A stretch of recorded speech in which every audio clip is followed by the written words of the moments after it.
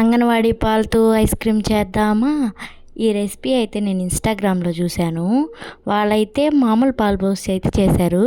సరే మన ఇంట్లో ఎట్లాగా అంగన్వాడీ పాలు ఉన్నాయి కదా, సరే అంగన్వాడీ పాలు వేసి ఐస్ క్రీమ్ చేద్దాము ఎట్లా వచ్చిద్దని చెప్పి ఇంకా ప్రాసెస్ అయితే మొదలు పెట్టేశాను అనమాట. ఆ పాలు అయితే దాంట్లో పోసుకొని ఇంకా బాగా మరగబెట్టుకున్నాను. ఎర్రగా వచ్చేదాకా అయితే కాచుకున్నాను అనమాట పాలు అయితేను.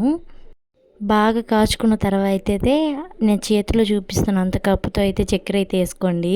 నేను చక్కెర తీసే క్లిప్ అయితే మిస్ అయిపోయింది, రికార్డ్ అయింది అనుకున్నాను కానీ అది అవ్వలేదనమాట. అందుకని ఫార్మాలిటీకి నేను అట్లా వేసి చూపించాను అనమాట.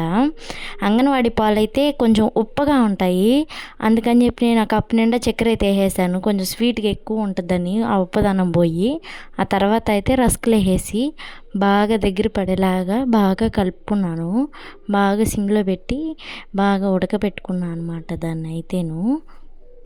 ఈ రెసిపీ ఏమో కానీ ఇది చేసేటప్పుడంతా నాకు టెన్షను, మా దేవాన్ష్ ఎక్కడ వేసి ఏడస్తాడా అని.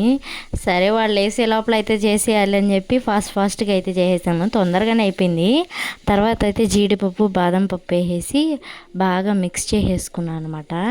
చల్లార్చుకున్న తర్వాత అయితే మిక్సీ పట్టేసుకున్నాను. అదంతా వేసేసుకున్నాను మిక్సీలోకి అయితే.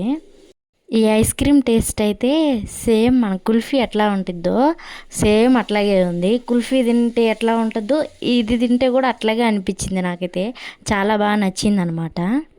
నేనైతే ఐస్ క్రీమ్ని ఫ్రిడ్జ్లో 3 hours పెట్టుకున్నాను. మీరైతే మినిమం 8 hours పెట్టుకోండి.